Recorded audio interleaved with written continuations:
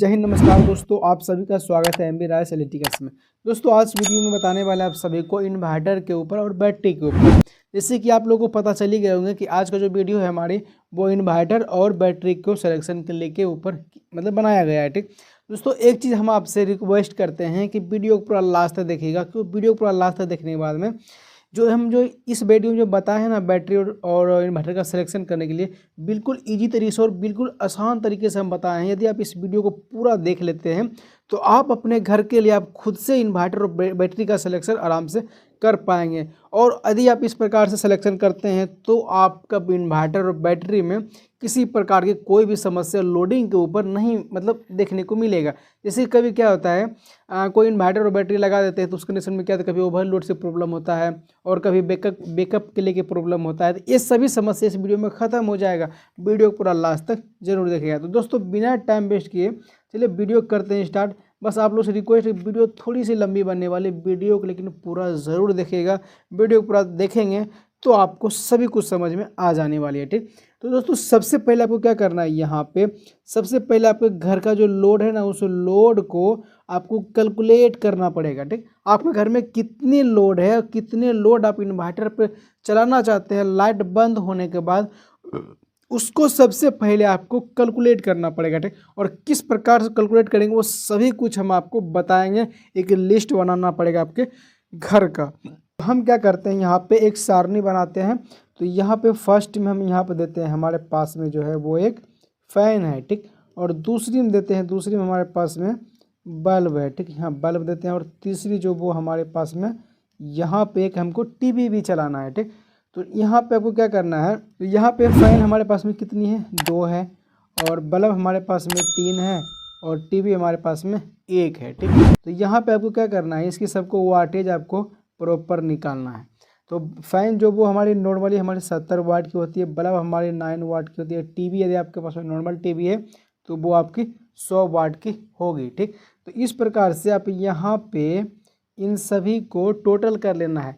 तो यहाँ पर टोटल करते हैं तो 70 और दूनी हो जाता है हमारे पास में 140 वाट, और यहाँ पे हो जाती है 27 वाट, और ये टीवी हमारी है वो 100 वाट की है। ठीक, इन सभी को हम टोटल करते हैं तो हमारे पास में जो वैल्यू निकल के आती है 267, मतलब 267 टोटल हमारी वाट निकल के आई है। ठीक, ये अभी हमारी घर की टोटल वाट निकल के आई है। ठीक दोस्तों, एक चीज़ हम आपको बता दें, किसी भी इलेक्ट्रिक के फील्ड में जब भी आप किसी चीज़ को सिलेक्शन करते हैं तो उसमें आपको 25% एक्स्ट्रा लेके चलना होता है। अब 25% एक्स्ट्रा क्यों लेते हैं, क्योंकि ये हमारी एक सेफ्टी फैक्टर होती है। किसी भी चीज़ को आप सिलेक्शन करेंगे ना उसमें आपको 25% एक्स्ट्रा लेके चलना हो। जैसे कि यदि किसी मोटर का वायर हो या फिर ओवरलोड रिले या फिर MCB या CCB किसी भी चीज़ को सिलेक्शन करेंगे तो आपको 25% एक्स्ट्रा लेके चलना होता है, क्योंकि हर चीज़ में कुछ न कुछ दोस्तों वहाँ पे लॉसेस देखने को मिलती है। उसी लॉसेस को पूरा करने के लिए हमको इस प्रकार से थोड़ा सेफ्टी फैक्टर लेके चलना होता है। और इन्वर्टर में क्या होता है,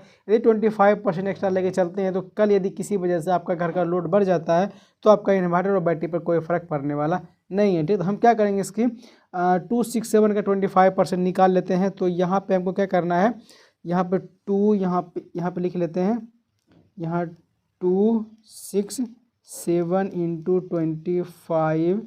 25% बट्टा में 100। ठीक, जब इन सभी को हम निकालते हैं तो हमारे पास में जो वैल्यू निकल के आता है उसका आता है 66.75। ठीक, ये भी आप समझें तो इसको आपको प्लस करना है। जो आपका जो यहाँ पर 2 यहाँ पर जो लिखा हुआ है यहाँ पे 26 जो है ना वहाँ पे आपको इसको इसके साथ में प्लस करना है। ठीक, तो हम क्या करते हैं, यहाँ पे लिखते हैं और हमारे पास में वैल्यू कितनी है 267 प्लस, और यहाँ पे वैल्यू कितनी है 66.75। ठीक, तो इसको इसके साथ में आपको प्लस करेंगे तो प्लस करने के बाद जो आपके पास आपके सामने जो वैल्यू निकल के आएगा वो आएगा यहाँ पे 333.75। ये आपकी वाट हो गई। ठीक दोस्तों, ये अभी आपकी वाट हुई है। और हमको क्या करना है, आपको सभी को पता है कि पावर फैक्टर यहाँ पे लिखते हैं PF, जिसे हम PF बोलते हैं। तो पावर फैक्टर दोस्तों एक बहुत बड़ा इलेक्ट्रिक में मतलब रोल होती है। यहाँ पे 8 हम लिखे हैं, थोड़ा समझिए, यहाँ पे 8 लिखे हैं, 0.8। तो पावर फैक्टर यदि आप नॉर्मल से घर के लिए कर रहे हैं तो वहाँ पे क्या होता है ना कि पावर फैक्टर उतना महत्व नहीं होता। लेकिन कोई भी कंपनी हो फिर कोई भी फैक्ट्री हो जहाँ पे बड़े बड़े मशीन या फिर बड़े बड़े मोटरें चलती है दोस्तों, वहाँ पे पावर फैक्टर को बहुत मतलब इम्प्रूव करके रखना होता है।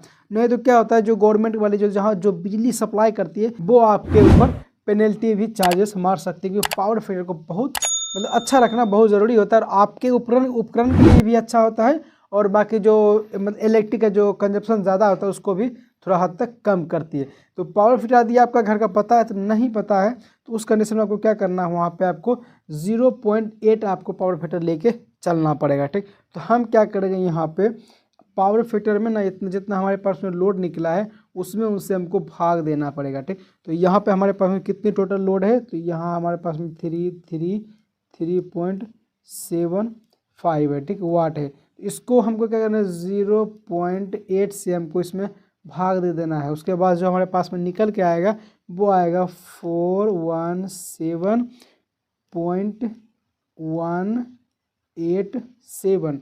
ये हमारी टोटल वाट हो गई। ठीक, ये जो वाट निकल के आई है ये हमारे प्रॉपर वाट निकल के आई है। अब इसके हिसाब से हमको इन्वर्टर और बैटरी को सिलेक्शन करना पड़ेगा। ठीक, तो अभी चलते हैं, इसको हम आराम से देखते हैं और किस प्रकार से। सबसे पहले हम इन्वर्टर सिलेक्शन करेंगे, उसके बाद ही बैटरी को सिलेक्शन करेंगे। ठीक, तो यहाँ पे अभी हम क्या करते हैं, जो हमारे पास में जो वैल्यू था वो वैल्यू था हमारे पास में 417.187, ये हमारे पास में वाट हो गई। ठीक दोस्तों, इसको याद रखिएगा, ये आपके पास में वाट हमारी आई है। ठीक, तो इन्वर्टर सिलेक्शन करने के लिए सबसे पहले एक चीज़ बता दें, कभी यदि आप इन्वर्टर को सिलेक्शन मतलब खरीदने जाते हैं तो उस कंडीशन में आप कोशिश कीजिए कि जो आपका इन्वर्टर है जितनी भी एफिशिएंसी मतलब ज़्यादा से ज़्यादा एफिशिएंसी आपका इन्वर्टर का हो। अब एफिशिएंसी क्या होती है, एफिशिएंसी आपको क्या होती है कि इन्वर्टर की आप जो इन्वर्टर ले रहे हैं वो आपको कितना मतलब एनर्जी आपको दे सकती है। जैसे कि आपको बता दें, आपका यदि आपके पास में एक 100 VA का इन्वर्टर है, तो वो इन्वर्टर आपको कितना मतलब एनर्जी दे सकता है, वो हो सकता है 95 दे रहा है, या फिर 90% दे रहा है, या फिर 85% दे रहा है। इसी को हम एफिशिएंसी कहते हैं। मतलब 100 VA का हमारे पास इन्वर्टर है, और लेकिन हमको वो आउटपुट एनर्जी कितना दे रहा है वो सभी एफिशिएंसी पे डिपेंड करता है। तो जैसे एफिशिएंसी टोटल जो होती है ना वो 100 होती है। ठीक, और 100 में से आपका कितना एफिशिएंसी का आपका इन्वर्टर है उसको इस प्रकार से सिलेक्शन किया जाए, जितनी एफिशिएंसी हाई रहेगी उतनी इन्वर्टर आपकी परफॉर्मेंस मतलब अच्छा मतलब लोड आपको निकाल के देने वाली है। ठीक, तो हो सकता है यदि आप देखेंगे ना तो 100% कोई भी इन्वर्टर नहीं आता है, उसमें आपको 95% या फिर 90% यहाँ पे आपको देखने को मिलेगी, 95% या फिर 90% आपको देखने को मिलेगी। तो हम अपने केस में जानते हैं यहाँ पे 95% का हमारे पास में एक मतलब इन्वर्टर हमने ली है। ठीक, तो उसको क्या करना है, ये जो हमारे पास में जो वैल्यू निकला है यहाँ पे इसके साथ में इसको हमको भाग देना पड़ेगा। ठीक, तो हम क्या करते हैं, यहाँ पे स्टार्टिंग करते हैं, तो 417.187 अब भाजा करते हैं जो 90% है, तो इसको आपको क्या करना है, डायरेक्ट आपको सॉरी यहाँ पे ना 90% है। ठीक, यहाँ पे 95 लिखा गया है, तो यहाँ पे 90% है, तो आपको इसको डायरेक्ट क्या करना है, इसको इसके साथ भाग करने के लिए आपको यहाँ पे 0.9 यहाँ पे लिख देना है। ठीक, इसके साथ यदि आप इसको भाग करते हैं तो आपके पास में जो टोटल वैल्यू निकल के आएगा वो आएगा 463.541। यहाँ पे 4 लिखा हुआ है, यहाँ 4, ये आपकी वाट हो गई। यहाँ पे लिख देते हैं वाट, आप इसको VA भी मान सकते हैं। ठीक, ये आपके टोटल इन्वर्टर की दोस्तों यहाँ पे जो ये निकल के आई है, ये आपकी टोटल इन्वर्टर की VA निकल के आई है। आपको क्या करना है, इतने VA की आपको इन्वर्टर को परचेज करना पड़ेगा, मतलब 400, इसको पॉइंट को आप छोड़ दीजिए, यहाँ पे 463 VA का इन्वर्टर आपको परचेज करना पड़ेगा। लेकिन मार्केट में क्या होता है, इतने VA का इन्वर्टर आपको नहीं मिलेंगे। ठीक, लेकिन आपको क्या करना है, इससे ज़्यादा जैसे कि आप देखेंगे तो 500 या 600 700 इस प्रकार से VA इन्वर्टर आती है, उस हिसाब से आप इसको इन्वर्टर को सिलेक्शन कर सकते हैं। लेकिन जिस प्रकार से अभी हम बताएं आपको, इस प्रकार से यदि इन्वर्टर लेते हैं तो आपको दिक्कत नहीं होगा। अभी कोशिश कीजिएगा इससे ज़्यादा ले, लेकिन इससे कम का इन्वर्टर नहीं ले। ठीक, तो अभी क्या हुआ, आपका इन्वर्टर का सिलेक्शन हो चुका है। तो अभी हम चलते हैं अपने बैटरी को, और बैटरी का सिलेक्शन किस प्रकार करते हैं वो बैटरी का भी सिलेक्शन आपको करके दिखाएंगे। और जो लोड हम देखें दोस्तों वही लोड से आपको इसी प्रकार से निकालना है। ठीक, तो हमको क्या करना है, जो लोड ऊपर में था जो उसी लोड को हमको फिर से पकड़ना है। ठीक, तो यहाँ पे हम लिखते हैं, यहाँ पे ले लेते हैं, और यहाँ क्या था हमारे 0.187 ये हमारी वाट थी। ठीक, तो इसको क्या करना है आपको, सबसे पहले बैटरी सिलेक्शन करने के लिए एक में उसका मतलब फॉर्मूला आता है, उसके हिसाब से आपको मतलब इसको चलना होगा। तो यहाँ हम लिख देते हैं BATTRY बैटरी। ठीक, यहाँ पे लिखते हैं शॉर्टकट में सिलेक्शन, यहाँ पे बैटरी सिलेक्शन हो गया। तो यहाँ पे एक रूल होता है, यहाँ पे आपको क्या करना है AH, मतलब आपको पता है जो हमारी बैटरी आती है वो हमारी AH में ही आती है, मतलब एम्पियर हावर्स में आती है। तो इसको क्या करना है आपको, यहाँ पे लिखना है AH बराबर लोड, यहाँ पे लिखना है AH बराबर लोड जिसे हम वाट कहते हैं, इनटू यहाँ पे आपको बेकअप टाइम लिखना है CKUUP बेकअप, और यहाँ पे आपको हम घंटा मतलब H मतलब हावर जो होती है उसको लिखना है। उसके बाद यहाँ पे आपको बैटरी VATTERY बैटरी वोल्ट, यहाँ बैटरी वोल्ट लिखना है। ठीक है, बैटरी का वोल्टेज मतलब आपके बैटरी जो कितने वोल्ट का है उसको भी यहाँ पे आपको लिखना पड़ेगा। ठीक, उसके बाद आपको क्या करना पड़ेगा, आपकी लोड कितना है आपको वो चीज़ तो आपको पता ही होगा। तो यहाँ पे हमारे केस में यहाँ पे 417 है। ठीक, तो हम क्या करते हैं तो यहाँ पे दोस्तों जब देखेंगे ना, तो ये जो पॉइंट है इस पॉइंट को एक्चुअली के लिए हम इसको हटा देते हैं, जो यहाँ पे 178 है इसको हम डायरेक्ट 417 ले लेते हैं। ठीक, तो यहाँ पे क्या करना है आपको, लोड जो लोड जहाँ पे लिखा हुआ है यहाँ पे आपको लिखना है वो 417, और इंटू में यहाँ पे लिखना है आपको कितना मतलब घंटा तक बैकअप चाहिए। जैसे कि हमारे पास में 417 वाट की लोड है, तो इस लोड को हमको कितना घंटा तक यूज करना है, यहाँ लिख देते हैं कितना घंटा तक आपको इसको मतलब यूज में लेना है। हो सकता है आपको 2 घंटा 4 घंटा 5 घंटा इस प्रकार से जितने आपकी रिक्वायर्ड है। जैसे कि लाइट को कट होने के बाद आप कितना देर तक इस इन्वर्टर से इस बैटरी से अपने घर का लोड को चलाना चाहते हैं, उसके हिसाब से आपको यहाँ पे लिखना पड़ेगा। तो हम क्या करते हैं ना, हम अपने हिसाब से यहाँ पे हम 3 घंटा ले लेते हैं कि लाइट जाने के बाद हमारी जो इतनी लोड है 417 वाट जो लोड है वो हमारे 3 घंटा तक चल सके। ठीक, तो उसके बाद यहाँ पे लिखने के बाद यहाँ पे बैटरी का वोल्टेज लिखना है। दोस्तों यहाँ पे आपको एक चीज़ का ध्यान रखना है कि 24 वोल्ट और 12 वोल्ट में बहुत दोनों में अंतर होता है। यदि 24 वोल्ट रहेगा तो आपका वाटेज भी अलग रहेगा, और यदि 12 वोल्ट है उसका वाटेज अलग रहेगा, मतलब दोनों का लोड का जो कैपेसिटी है तो थोड़ा चेंजिंग हो जाता है। ठीक, तो यहाँ पे हमारे कंडीशन में 12 वोल्ट लिए। ठीक, उसके बाद आपको क्या करना है, ऊपर वाले आपको इसके साथ में गुना करना है। तो यहाँ पे जो हमारे पास में कंडीशन आई है वही 1 2 5 1, और नीचे जो हमारी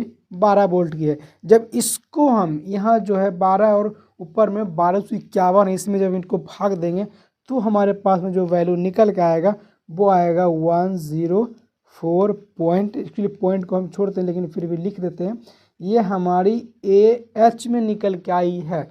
तो पॉइंट को आपको छोड़ के यहाँ यदि आप देखेंगे तो आपके कंडीशन में यहाँ पे 104 एम्पियर मतलब 104 एम्पियर का आपको बैटरी को रिक्वायर्ड है। यदि आप इस वोल्ट मतलब इस 417 वाट की लोड को यदि 3 घंटा बैकअप करना चाहते हैं तो उस कंडीशन में आपको 100 एम्पियर का बैटरी आपको लेना पड़ेगा। उसके बाद जाके आपको 417 एम्पियर का जो लोड है दोस्तों, इस लोड को आपको 3 घंटा तक कंटिन्यू चला पाएंगे। ठीक, तो दोस्तों एक हम बता दें कि 104 एम्पियर का बैटरी नहीं आता है।